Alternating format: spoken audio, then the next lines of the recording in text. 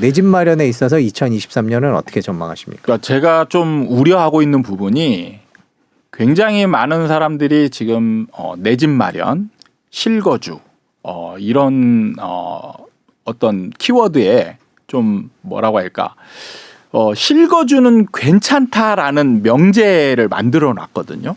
그래가지고 이게 무조건 어떻게든 자가를 만들어야만 안정권이다라는 네. 프레임을 만들어 놨어요. 근데 저는 굉장히 이게 위험하다라고 생각이 들거든요. 근데 왜 이런 프레임이 만들어졌을까를 고민해 보면 지금 바로 작년까지는 상승장이었잖아요. 네. 그러니까 상승장이 지금 거의 근 10년 동안 상승장이 유지되면서 집을 안 가진 사람들은 벼락거지가 되고 집을 가진 사람들은 주거 안정권도 누리면서 시세 차익도 누리는 어떻게 보면 일거양득 일타쌍피해가 되는 그런 상황이 계속 이어졌었기 때문에 집을 가지는 게 낫다라는 어떤 명제가 이제 성립이 됐던 네. 거죠. 근데 문제는 지금부터는 이제 하락장이란 말이에요. 하락장에서 과연 내 집 자가 실거주가 주거 안정을 도모하면서 나한테 안정적인 흐름을 만들어줄까 이 부분을 다시 고민을 해봐야 되거든요. 네.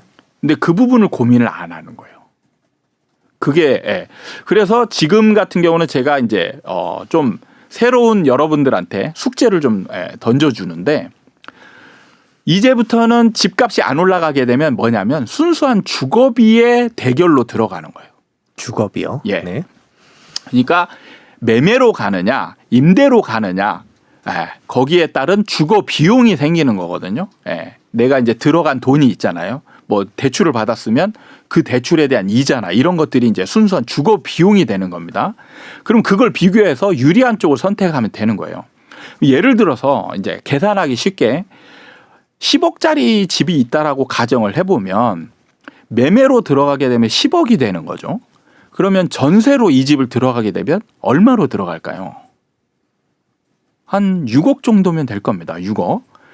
그러면은 예를 들어서 한 5억 정도 있는 사람이 매매로 들어가냐 이제 전세로 들어가냐 이걸 해서 주거 비용을 계산해 보면 되는 것이죠. 네.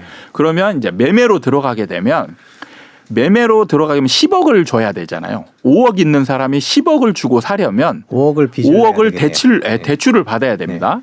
그러면 이제 비용이 뭐가 생기는지를 하나씩 따져보면 됩니다. 첫 번째는 취득세가 생깁니다. 네. 매매를 했기 때문에 취득세라는 비용이 생겨요. 임차는 취득세라는 게 없습니다. 매매만 생기는 거예요.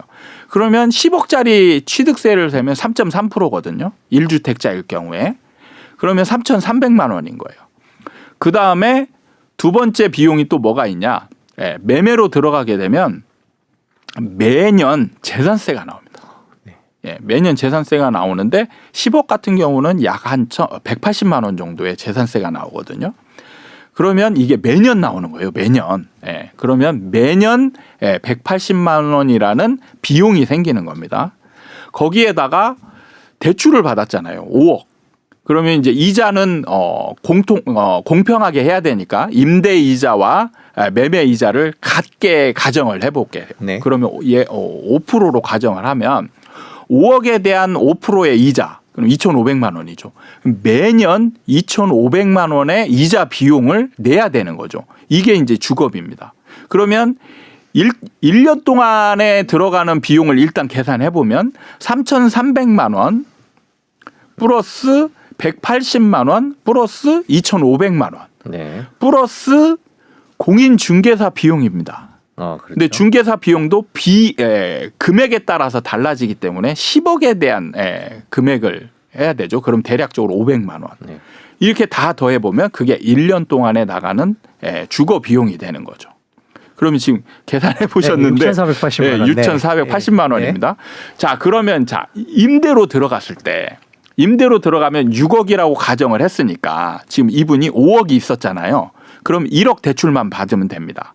그럼 1억 대출에 대한 이자는 5%였으니까 500만 원이죠. 그렇죠? 네. 1억에 대한 5%니까 네. 500만 원만 비용이 되는 거예요. 그러면 지금 주거 비용이 다른 건 없나요? 예, 없습니다. 물론 이제 보증보험을 네네. 들게 되면 보증보험비가 이제 한번 들어가게 되는 거죠. 그거는 이제 뭐 예를 들어서 100만 원 그러면은 600만 원이 되는 거죠. 그럼 비교해 보면 지금 6,400만 원 대 600만 원인 거예요. 10배의 비용 차이가 생기는 겁니다. 근데 지금 이 전제는 뭐냐면 집값이 안 떨어진다라는 전제를 지금 가지고 있는 거예요. 만약에 10억짜리 집이 매년 1억씩 떨어진다라고 가정해 보면 지금 벌써 1년 만에 20% 30% 떨어진 데들이 속출했거든요. 네. 그럼 만약에 지금 작년에 집을 샀다. 그러면 지금 10억짜리 작년에 집을 10억짜리를 샀으면 지금 8억이나 7억이 되어 있는 거예요. 그러면 이분의 지금 자산은 어떻게 되어 있느냐? 5억에서 지금 3억이 날라가고 2억만 남은 상황입니다. 거기에다가 비용이 지금 1년에 6,400만 원. 그다음에 이제 내년에는 이제 취득세 비용을 빼야 되죠. 취득세 비용을 빼고 중개사 비용을 빼고 그러면 2,500만 원과 180만 원 더하게 되면 2,680만 원이죠. 매년 2,680만 원의 비용이 계속 나가야 돼요. 계속. 집값은 떨어지고 있고 비용은 2,680만 원씩 계속 나가야 되고. 근데 전세를 들어갔으면 이 사람은 5억이 그대로 남아 있습니다. 절대 손해 보지 않죠. 그런 상황에서 비용만 나가게 600만 원이라는 비용이 600만 원도 아니죠. 전세 자금 보증보험을 한 번만 내면 되니까. 네네네. 그러면 그 다음 해에는 500만 원만 나가게 되는 거죠. 그럼 비교해 보면 실거주가 내 자산을 지금 어떻게 보면 지금 감소시키고 있는 쪽으로 가고 있는 거예요.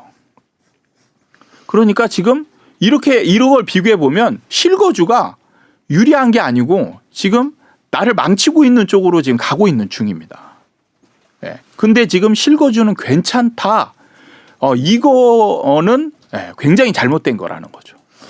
그 집값 정리를 해보면요. 네. 집값 하락기에 빚을 내서 집을 사야 하는 상황에서 샀다. 네. 지금 많이 네, 샀다 네. 그러면 집값 상승기에는 가만히 있어도 이제 돈을 버는 것 같은 그런 재산이 늘어난 듯한 효과가 있었다고 한다면 네. 지금은 반대의 효과가 있기 때문에 집을 사는 것은 자신의 자산을 줄이는 효과가 있을 것이다. 그렇죠. 그러니까 집값이 안 떨어져도 자가로 오르지 가면 않는다면, 오르지 않아도 네. 사실 자가로 가는 게 손해고요. 만약에 올라도 만약에 그 비용 범위 안에서 오르잖아요. 네, 그래도 손해예요. 그래서 올라가서 자가를 가지고 있는 게 유리한 상황은 그 비용보다 크게 올라야만 자가를 가졌을 때 유리한 겁니다. 근데 여기서 이제 많은 분들이 또 의문점을 던질 거예요. 질문을 아마 제가 예상이 충분히 되는데 첫 번째 질문은 아마 임대로 들어가면 매년마다 이사를 가야 되지 않냐. 그래도 자가로 들어가면 이사는 안 가지 않냐. 이렇게 이제 질문을 하실 겁니다. 근데 여기에도 지금 전제가 좀 잘못된 게 2년마다 이사를 가는 건 아니거든요.